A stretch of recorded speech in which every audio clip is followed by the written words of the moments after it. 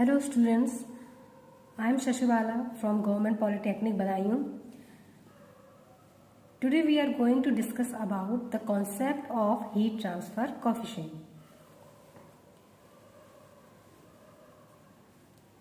The basic equation for the rate of heat transfer by convection under steady state condition is Q is equals to HA delta T.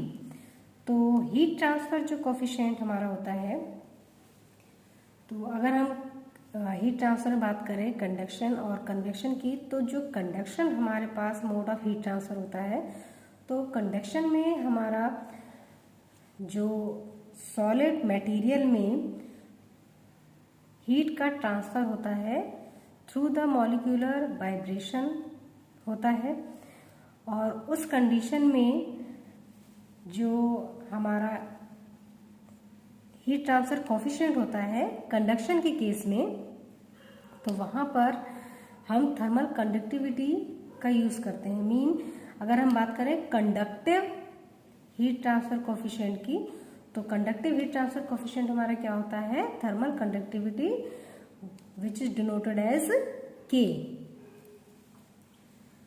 और अगर हम बात करें convection mode की, यानी कि अगर हम बात करें कन्वेक्शन हीट ट्रांसफर की, तो कन्वेक्शन में जो हमारा हीट ट्रांसफर कोफिशिएंट होता है that is denoted by symbol H. तो अगर हम कन्वेक्शन की बात करें, let's see the basic equation for the rate of heat transfer by convection. Mean अगर हम अंडर स्टेडी स्टेट कंडीशन में कन्वेक्शन में हीट ट्रांसफर रेट को कैलकुलेट करने के लिए बेसिक इक्वेशन की बात करें, तो जो इक्वेशन हमारे पास आती है that is Q equal to HA delta T. Here the H is the heat transfer coefficient, A is the area and delta T is the temperature difference. Where H is called as film heat transfer coefficient or surface coefficient or simply film coefficient. ये जो हमारा H होता है इसे हम heat transfer coefficient कहते हैं, but ये हमारा फिल्म हीट ट्रांसफर कोफिशिएंट भी कहलाता है, सरफेस हीट ट्रांसफर कोफिशिएंट के नाम से भी इसे जाना जाता है, और सिंपली आप इसे फिल्म कोफिशिएंट भी कह सकते हैं. तो ये डिफरेंट नेम से जाना जाता है. आगे देखते हैं. The value of H depends upon the properties of fluid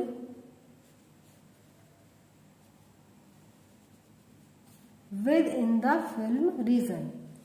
जो हमारी हीट ट्रांसफर कोफिशिएंट की वैल्यू होती है वो हमारी किस पे डिपेंड होती है, mainly it is dependent on the properties of fluid within the film region. यानी कि जो भी आपके पास फिल्म है या फिर जो भी आपकी थिकनेस है फिल्म की, उस फिल्म के अंदर जो भी आपका फ्लूइड का बिहेवियर है, तो उस फ्लूइड के बिहेवियर पे या फिर हम ये कह सकते हैं फ्लूइड की प्रॉपर्टीज पर आपकी जो वैल्यू होती है H की वो डिपेंडेबल होती है.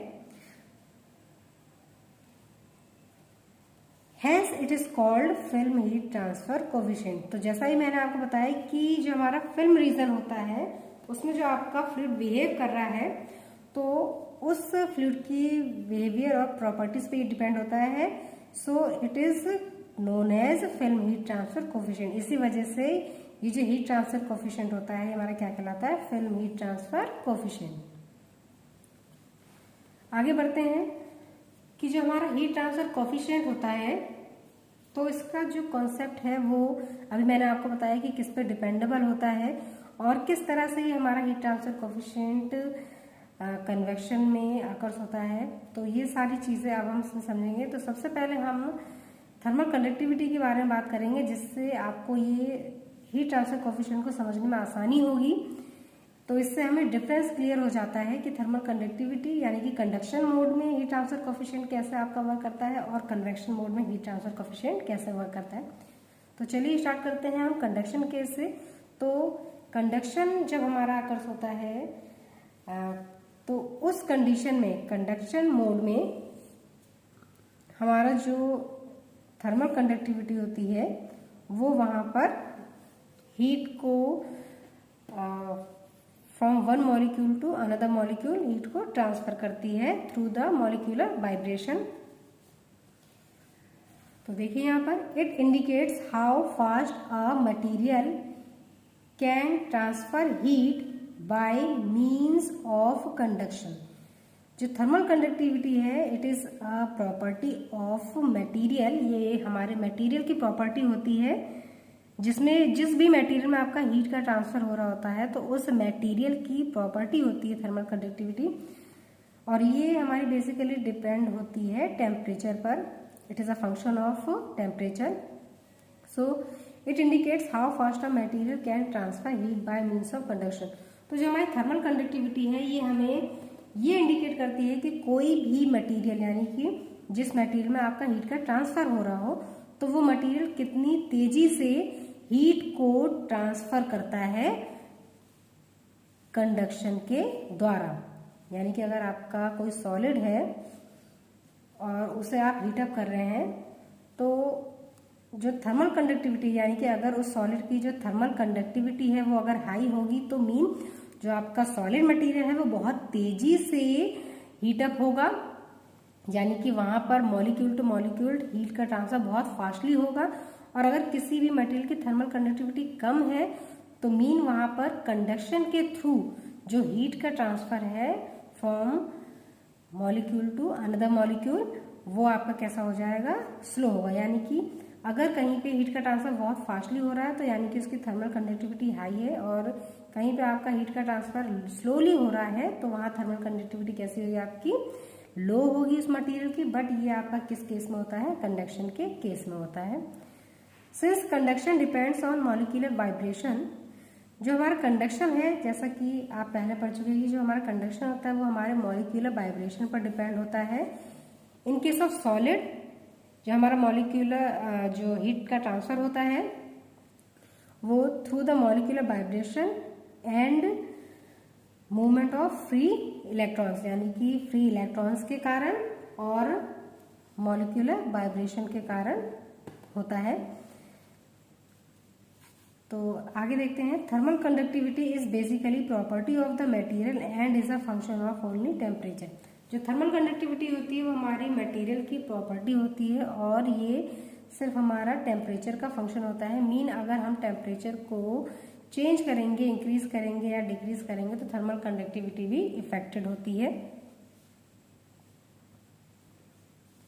चलिए अब हम आगे बात करते हैं हीट ट्रांसफर कोएफिशिएंट की।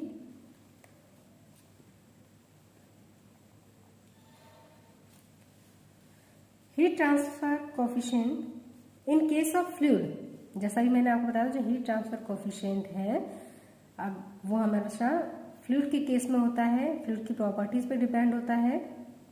मीन जो हमारा कन्वेक्शन होता है उसमें आपका ये हीट ट्रांसफर होता है,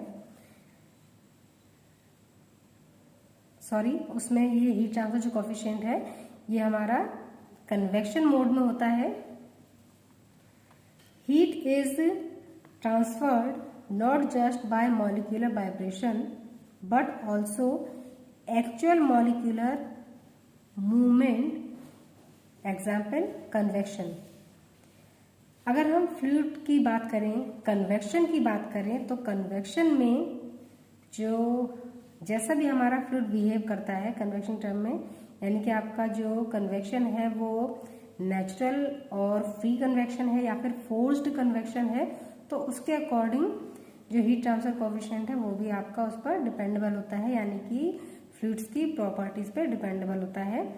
और जैसे कि हम जानते हैं कि जो हीट का ट्रांसफर है कंडक्शन के केस में मॉलिक्यूलर वाइब्रेशन के थ्रू होता है, बट कन्वेक्शन के केस में हीट हमारी सिर्फ मॉलिक्यूलर वाइब्रेशन के कारण ही ट्रांसफर नहीं होती, लेकिन इसके साथ ही जो मॉलिक्यूल्स का मूवमेंट है, यानी कि हम ये कह सकते हैं जो स्पीड होती है मॉलिक्यूल्स के मूव होने की, उस स्पीड पे भी आपका डिपेंड होता है हीट का ट्रांसफर। जबकि कंडक्शन के केस में क्या होता है, हीट का ट्रांसफर आपका मॉलिक्यूलर वाइब्रेशन पर डिपेंड होता है, क्योंकि ये आपके सॉलिड के केस में होता है ज़्यादातर। और फ्लूइड के केस में जो हीट का ट्रांसफर होगा वो through the molecular vibration and also with the molecular movement और स्पीड ऑफ मॉलिक्यूल, यानी कि मॉलिक्यूल मूवमेंट के कारण या फिर मॉलिक्यूल्स की स्पीड के कारण और मॉलिक्यूलर वाइब्रेशन दोनों के ही कारण आपका हीट का ट्रांसफर होता है फ्लूइड के केस में, यानी कि कन्वेक्शन में। Molecular movement depends on flow condition. जो ये मॉलिक्यूल्स की स्पीड होती है, यानी जो मॉलिक्यूल्स का मूवमेंट होता है, ये डिपेंड होता है हमारे फ्लो कंडीशन पे, यानी कि फ्लूइड की जो फ्लो कंडीशन है वो क्या क्या है उस पर ये हमारा डिपेंड होता है। यानी कि जो हीट ट्रांसफर कोएफिशिएंट है वो डायरेक्टली किस पे डिपेंडेबल होगा, फ्लूइड की प्रॉपर्टीज पे, फ्लूइड की कंडीशंस पे, फ्लूइड के बिहेवियर पर डिपेंड होता है। जैसे देखिए टर्बुलेंस, ज्योमेट्री, यानी कि जो शेप है उस पे, यानी कि टोटल ज्योमेट्री पे डिपेंड होगा। टर्बुलेंस यानी कि आपका मटेरियल कैसा, जो फ्लूइड का फ्लो है वो आपका कैसा है, टर्बुलेंस है या लैमिनार है, इस पे डिपेंडेबल होगा। फ्लूइड मटेरियल यानी कि जो आपका फ्लूइड, जैसा भी आप फ्लूइड ले रहे हैं तो वो आपका विस्कस है, नॉन विस्कस है, तो इस तरह की जो प्रॉपर्टीज होती है मटेरियल की, फ्लूइड मटेरियल की, उस पर आपका ये हीट ट्रांसफर कोएफिशिएंट डिपेंड होता है। इसके साथ ही आपके जितने भी फ्लूइड की प्रॉपर्टीज और फ्लूइड का फ्लो होगा उन सब पे ये आपका डिपेंडेबल होगा। तो ये एक तरह से एक पैरामीटर है हीट ट्रांसफर कोएफिशिएंट जो फ्लूइड की प्रॉपर्टीज पे डिपेंड होता है। और फ्लूइड की प्रॉपर्टीज हमारी क्या क्या चीज़ें आ जाती हैं कि आपका फ्लूइड का मटेरियल कैसा है, फ्लूइड फ्लो कैसा है, उसकी ज्योमेट्री कैसी है और टेम्परेचर कैसा है, क्योंकि जैसे जैसे आप टेम्परेचर को चेंज करेंगे उसी तरह से जो मॉलिक्यूलर वाइब्रेशन होगा और उसके कारण जो एक सर्कुलेटिंग करंट का फ्लो होता है फ्लूइड में, तो वो जो सर्कुलेटिंग करंट आपकी फ्लो होगी फ्लूइड में वो भी क्या होगी, चेंज होगी। तो इस तरह से जो हीट ट्रांसफर कोएफिशिएंट है वो इन सभी प्रॉपर्टीज पे, इन सभी फिनोमेना पर डिपेंडेबल होता है। तो हीट ट्रांसफर कोएफिशिएंट हमारा क्या हो गया कि ये हमारा कन्वेक्शन के केस में फॉलो किया जाता है और जो थर्मल कंडक्टिविटी है वो हमारा कंडक्शन के केस में फॉलो किया जाता है। और हमारे पास दो तरह के हीट ट्रांसफर कोएफिशिएंट होते हैं, जैसा ही मैंने स्टार्टिंग में बताया था कि एक हो गया हमारा कंडक्टिव हीट ट्रांसफर कोएफिशिएंट और एक हो गया हमारा कन्वेक्टिव हीट ट्रांसफर कोएफिशिएंट। तो जो हीट ट्रांसफर कोएफिशिएंट है वो मॉलिक्यूलर स्पीड या मॉलिक्यूलर मूवमेंट और मॉलिक्यूलर वाइब्रेशन दोनों से इफेक्ट होगा। यानी कि हीट ट्रांसफर कोएफिशिएंट के लिए मॉलिक्यूल की स्पीड और मूवमेंट भी ज़रूरी होती है, जबकि थर्मल कंडक्टिविटी के केस में सिर्फ मॉलिक्यूलर वाइब्रेशन ही इफेक्टेड होता है, वहाँ पर मॉलिक्यूल्स की स्पीड से कोई इफेक्ट नहीं पड़ता इतना। आगे देखते हैं, इट इज अ क्वांटिटी, अगर हम हीट ट्रांसफर को अनदर वे में समझें तो it is a quantity used to describe the heat transfer occurring due to the convective mode of heat transfer. ये एक तरह की क्वांटिटी है जो हीट ट्रांसफर का जो हमारा सेकंड मोड होता है कन्वेक्शन, उस कन्वेक्शन में हीट का ट्रांसफर किस तरह से आपका अकर्स होता है तो उसे डिस्क्राइब करने के लिए हमारा हीट ट्रांसफर कोएफिशिएंट यूज किया जाता है। नेक्स्ट जो इसका सबसे इंपॉर्टेंट पॉइंट है, देखिए, the higher the heat transfer coefficient the higher is the heat transfer due to convection. यानी कि हीट ट्रांसफर कोएफिशिएंट जितना हाई होगा the higher the heat transfer due to convection, mean convection में heat का transfer भी उतना ही तेजी से होगा। तो इस तरह से हमारा ये हीट ट्रांसफर कोएफिशिएंट हम समझ सकते हैं। और जो हमारा थर्मल कंडक्टिविटी है और हीट ट्रांसफर कोएफिशिएंट है उसमें डिफरेंस अगर आपसे पूछा जाए तो भी हम इस तरह से इसे समझा सकते हैं।